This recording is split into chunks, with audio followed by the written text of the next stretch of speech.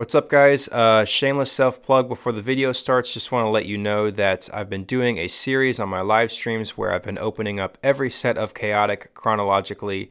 And next week, November 2nd, it's a Thursday at 8 p.m. Eastern, I'm going to be combining the last two sets of packs to open, and so I just want to give you a heads up about that. I'll be opening up 24 Forged Unity blister packs as well as 6 Alliances Unraveled blister packs. So very expensive. Market value for that is, I don't know, it's a lot. It's probably the biggest pack opening I'll ever do, but I just wanted to combine those last two sets for one last big hurrah for the pack opening series. And yeah, I would love it if you could make it. Should be a lot of fun, and I just want to give you a quick heads up, and now we'll jump into the video. What's up, guys? Hope you're all doing well. Welcome back to another video where I had the creator of Chaotic, Brian Gannon, answer some of the questions that you guys submitted. This is the 5th in the series that we've been doing. Sorry this one was a bit delayed. Life's been a little extra busy as of late, which is always my excuse. But yeah, really excited about it and really appreciative as always for you guys watching, supporting, and of course, appreciative of Brian Gannon for being willing to answer these questions. As always, these questions are mostly history based. Gannon doesn't want to talk too much about future stuff because a lot of that stuff is not finalized yet. So yeah, if you guys want to ask questions for the next one, I'm doing a bit of a special one for the next one. Where I will not be taking any questions from fans. There's some other stuff. I don't want to get your hopes up, but there's some other questions that I have that I'll be asking him from myself. So the next one will be selfishly all me, but then after that, I will create another thread, and I'll let you guys know when that happens. But yeah, without further ado, let's jump into it. Oh, one last thing is that there were lots and lots of questions, which I appreciate, but we weren't able to get to all of them. I try to be sensitive about how much time of Gannon's that I take up for this series.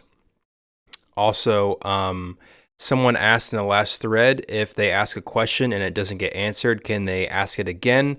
100%. If I don't get to your question, please ask it again, and I'll do my best to eventually get it in front of Gannon. So yeah, please ask it again in the next thread that I post.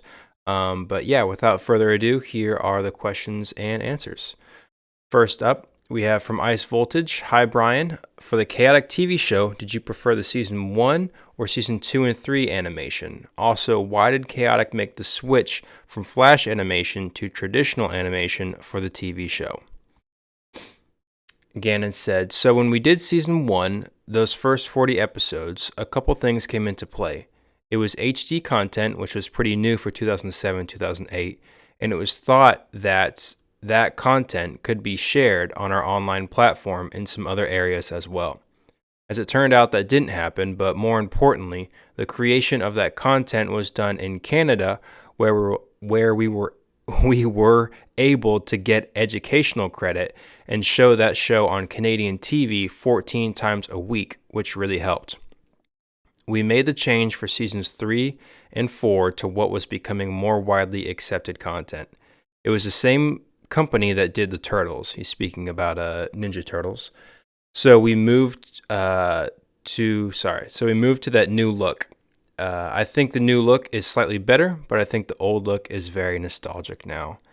And it seems like, end quotes, I'll end it there. It seems like most fans hold generally similar thoughts. I know I do. I think I have to admit seasons 2 and beyond are better. It was more similar to what else was around, and I just think the future proofing of it, that was a style that would probably age better, for sure. But season 1 comes with so much nostalgia for me and a lot of fans that were there from season 1. So definitely have my biases towards season 1, but I think objectively, if that's even something you can say, I think season 2 and beyond was the better animation style. But really cool to hear all that from Gannon. Question 2. The Dragon Ruler says, "Hi, hey Brian. It always seemed to me that there was some semblance of inspiration from modern literature or fantasy in the creature design. Frankenstein, Lovecraft, Tolkien, D&D, etc. Were there some themes that were designated to each tribe beyond the obvious ones? And in the future, will there be more creatures that maybe break these themes, like exploring mythological entities?" Gannon said there were elemental themes. So, first of all, each tribe had its own characteristics that Martin had designed as a part of the Chaotic Bible, which everyone's heard a lot about.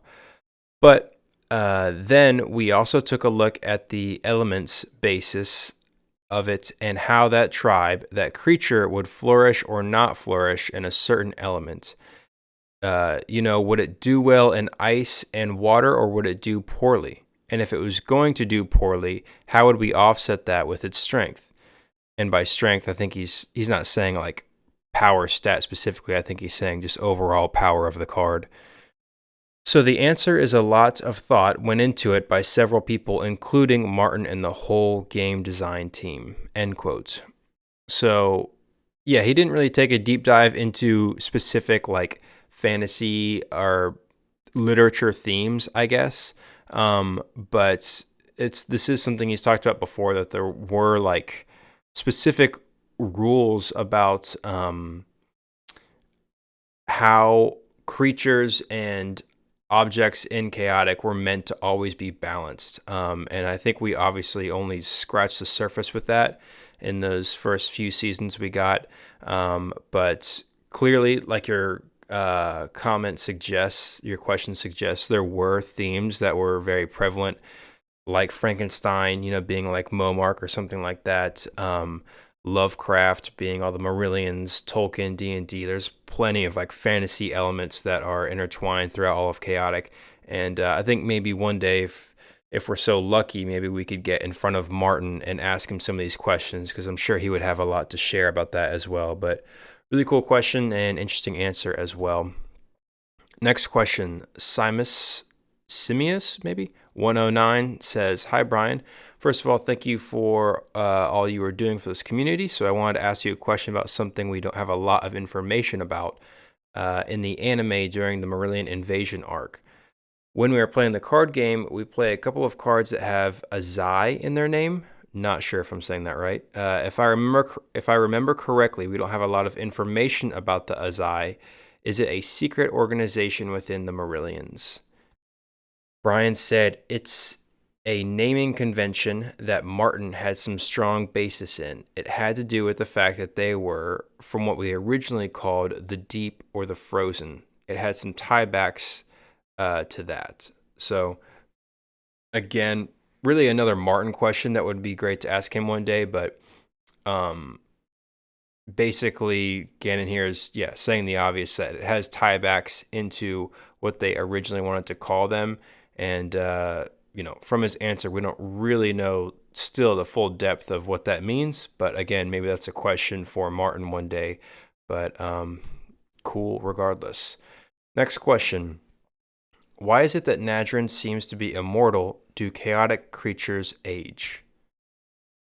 Ganon's answer is, well, Nadrin is the spellmaster and kind of the professor, if you will. And so the idea was that if there was ever a problem too big to solve, that he could provide, if not the answer, the path. And the chaotic characters do not age. So, interesting. I don't know if we ever knew that for sure, that they don't age, but I think that has a lot of interesting implications for, just take Nadrin, for example. It's like Nadrin obviously seems old, but yet does that mean he... Well, actually, now that I think about it, we have cards and we saw in the anime Nadrin younger, and then obviously his older form. So there is some evolution going on within Nadrin. There's some aging, if you will, but I think Ganon was saying like they don't age in the traditional sense that he will die of old age. Which is interesting. Now that I'm thinking back to Nadrin, we did see younger examples of him. So very interesting. Next question. This one is from me. I'm personally very curious about collecting, print run, why they printed certain things, how they printed certain things, all that sorts of stuff within, the collecting side of Chaotic. And so I selfishly had a couple questions I wanted to ask him this month. The first one I asked him is which set had the smallest print run?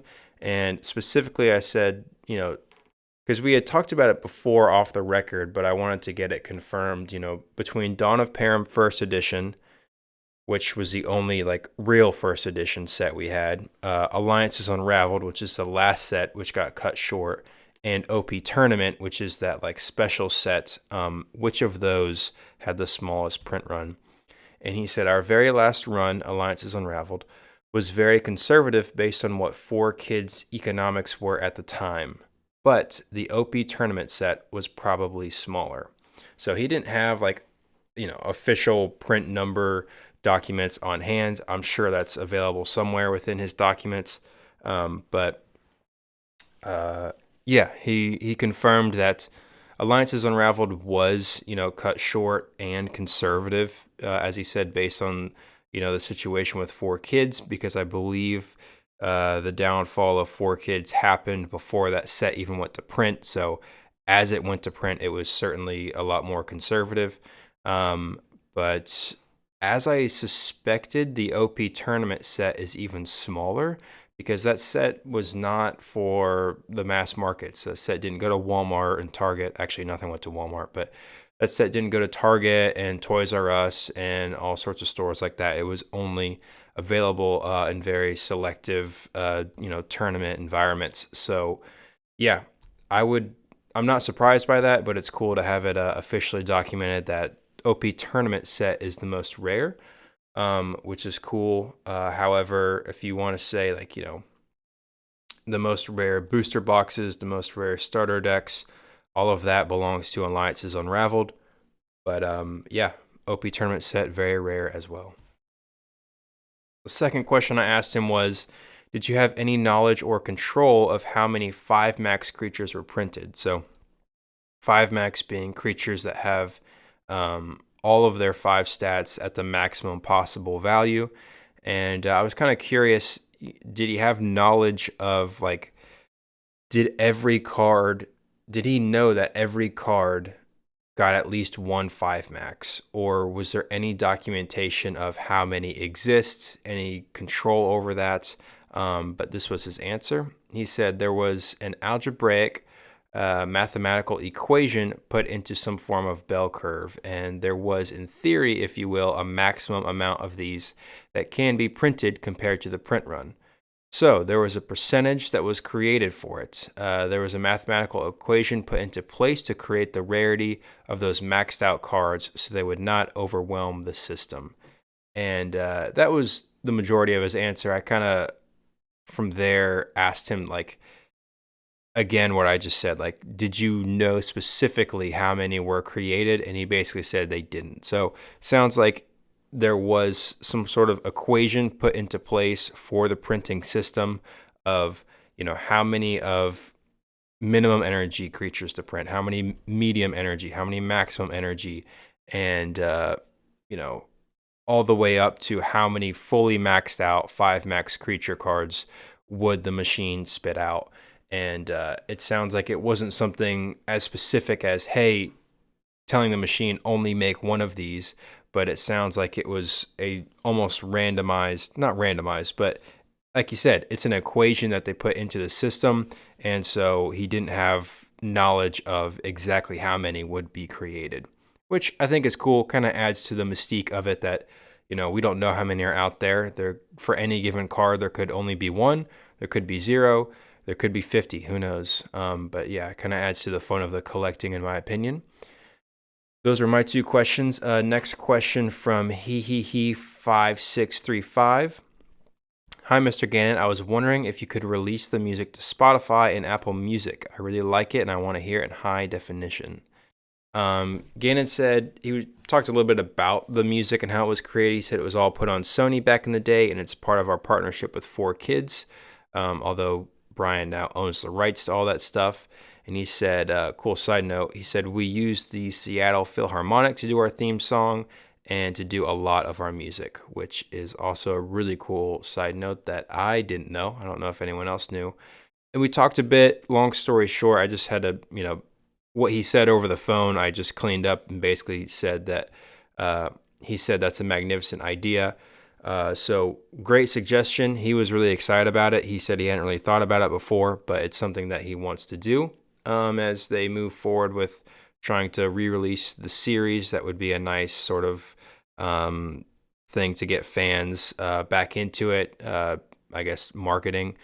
But yeah, all that to say, he was excited about it, and so he's going to look into that, and hopefully that's something that can be released to everyone in the near future.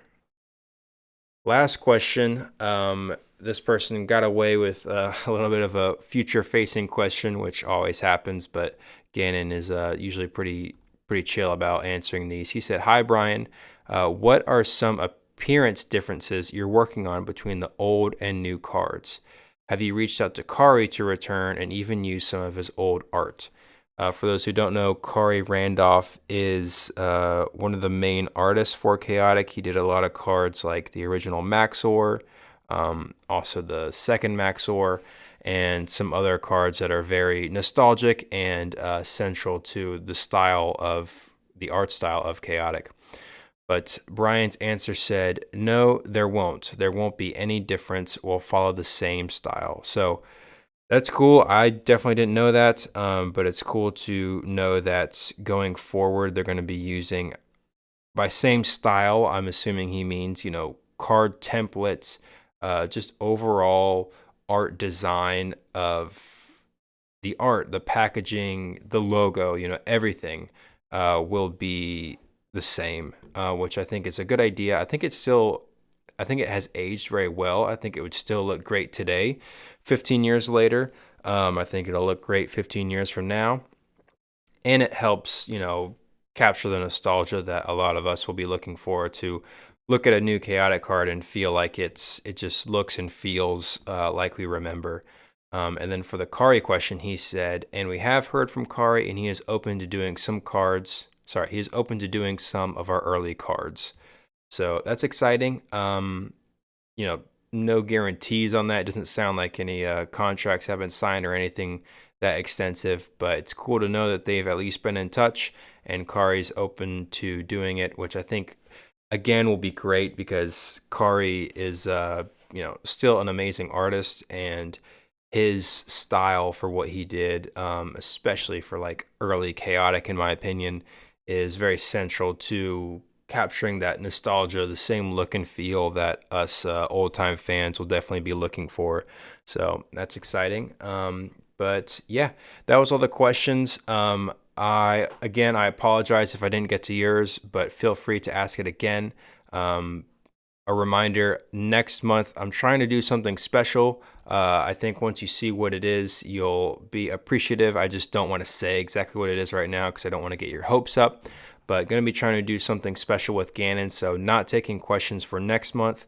But when I am taking questions again, I'd like to keep this series going. I will let you guys know on the community tab. I'll make a post and you guys can ask your questions there. So I hope you enjoyed, and I appreciate your support as always. And I believe I'm putting this out on Thursday. So yeah, and then I believe my plans won't change. Next Thursday, November 2nd, I'm doing probably the biggest pack opening I've ever done, and really excited for it. So stay tuned for that, and I will see you guys in the next video. Peace.